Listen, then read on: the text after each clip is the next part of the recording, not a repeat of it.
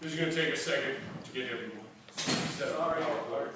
If you guys need PowerPoint, let me know before the day before, because I may have to reorder you just to make sure we can get everybody technically going. It's fine. I think this will work more quickly than the school's machine.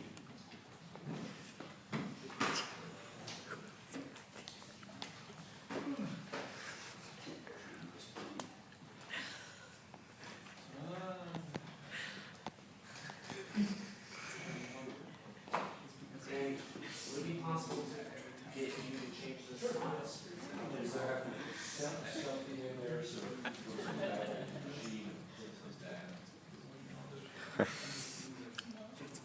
Yeah.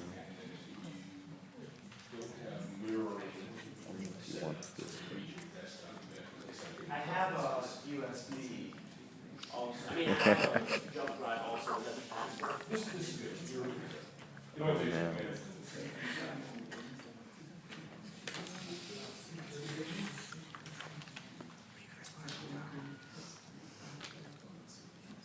Camera here. Camera here.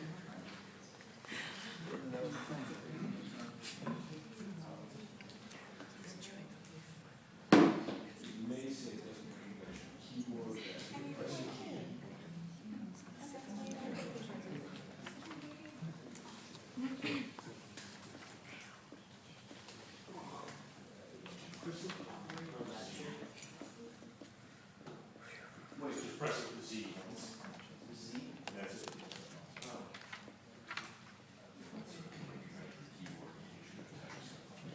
Well, why is Yeah, it? it's easier. Oh, okay. Just close the big window there. Oh, yeah.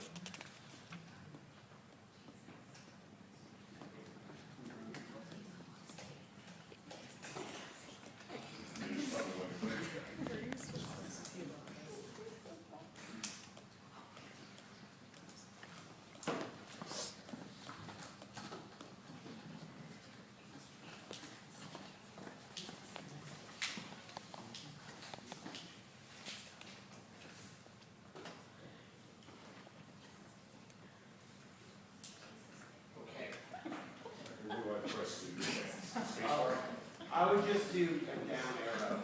Okay. Is what spacebar probably works as well. So Drew's performance is geared towards elementary school children.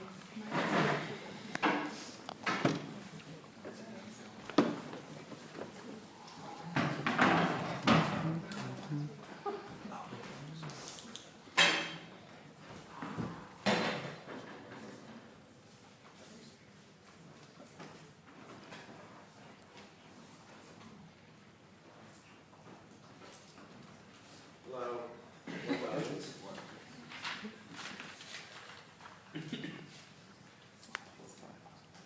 And you'll let me know when I have 2 minutes. All right. Hello. My name is Drew Gresko. I'm a student at University of North Carolina School of the Arts, where I study under Mr. Eric Larson. I play the piano. And today I'm going to be playing on this particular piano a piece for you by a composer named George Crumb. Okay, George Crumb is really cool, but who else is cool is this guy on the screen right now.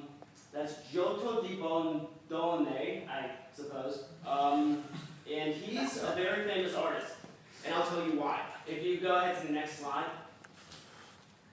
Okay, children, you guys tell me what the difference is between this picture and this picture. You gotta raise your hand. You gotta raise your hand. Come on.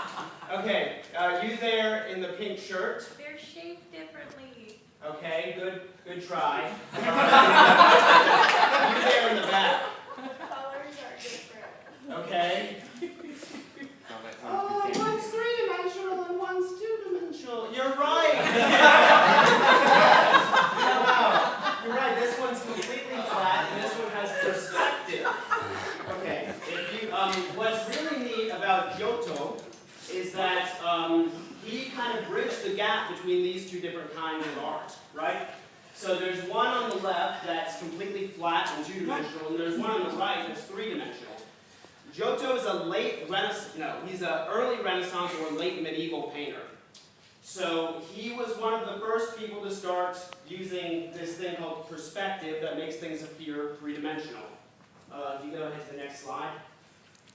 Very important work of art by Giotto is his frescoes in the arena chapel at Padua. Let's just say frescoes are pictures. He drew a bunch of pictures or murals inside of this chapel. And if you go to the next slide, please. All right, and there's a wider view of the whole thing. Oh gosh, politically correct. These are about Jesus. It's nice to be presenting at this Christian school where I can openly say such things. If we go ahead to the next slide. This is George Crumb. The cool guy. He, I don't know if he went to Italy or something and saw these things. He must have thought they were pretty neat because he wrote this set of pieces called A Little Sweet for Christmas, AD 1979, based on or inspired by the art that we just looked at, right? In particular, the piece I'm going to play for you today is based on this next picture. This is called Adoration of the Magi. You can see those people are probably Magi, right? And he's, I don't know, he's kissing Jesus' feet because, you know, I mean, he's Jesus. All right, next slide, please. Oh, right, okay. George Crumb is a very inventive composer, right? He asks me to do some things at the piano that aren't typical. Usually when we play piano, we sit down and we do something.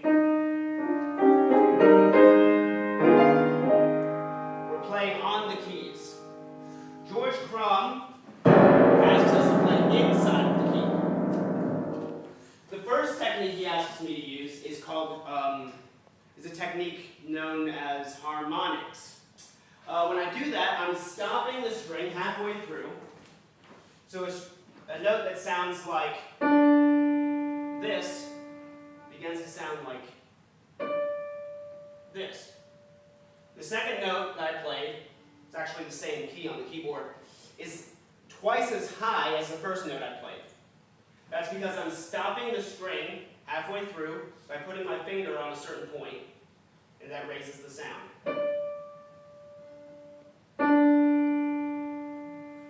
Would anyone like to come up and try? Dylan, come on, raise your hand. Okay. Can I ask how I am on time? You're 5. 5 minutes? Okay. Put your finger, you see the black mark? Put your finger at the far side of it, like right where it stops. I'm gonna take it off. Woo! There you go. Put that in your notes. Okay. And that's enough of the slides. There's several. The next thing he asks me to do is called muting. Now, does anyone know what mute means? If someone's mute, right? It means you can't talk. You're right. Yeah. You're right. Okay. So when I mute the strings, I put my hand on them so they can't talk.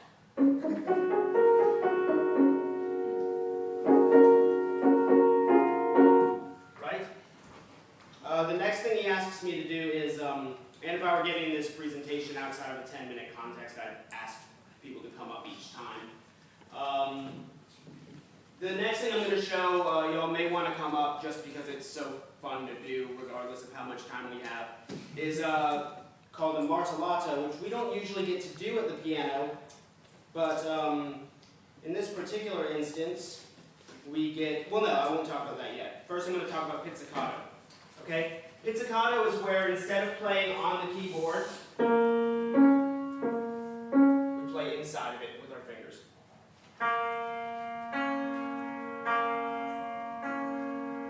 Right? Okay. And the last one's called martellato, and that's what I demonstrated at the beginning. And that's where I actually reach inside the piano and just hit it. In time, 2 minutes. Now, if y'all don't mind, I'm going to try my best to perform this great work by George Crumb, entitled Adoration of the Magi, from his suite, A Little Suite for Christmas, A.D. 1979. And what I'm going to ask you to do is, if you don't mind, just throughout while I'm playing, feel free to just change through the slides. It'll be on that picture again when I'm done.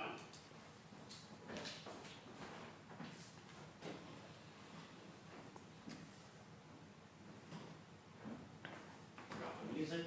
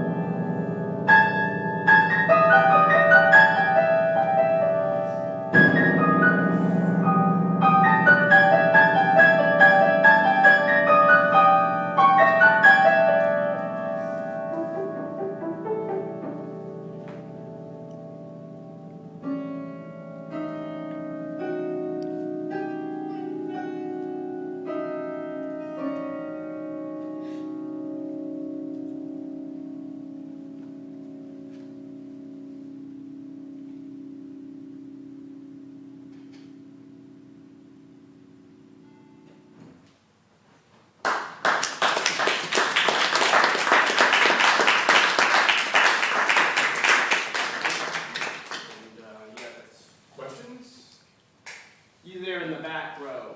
How are those different techniques notated on your music? That's a great question.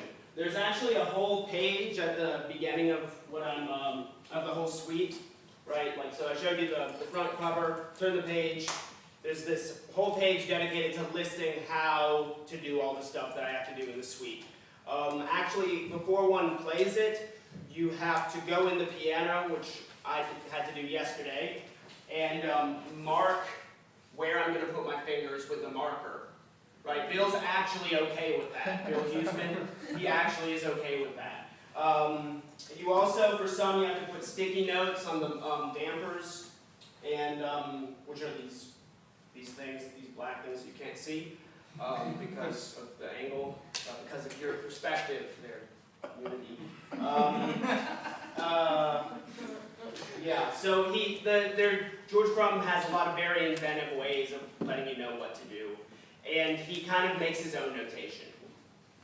Cool. He borrows it from string instruments and stuff like that, things that actually have harmonics and martellados.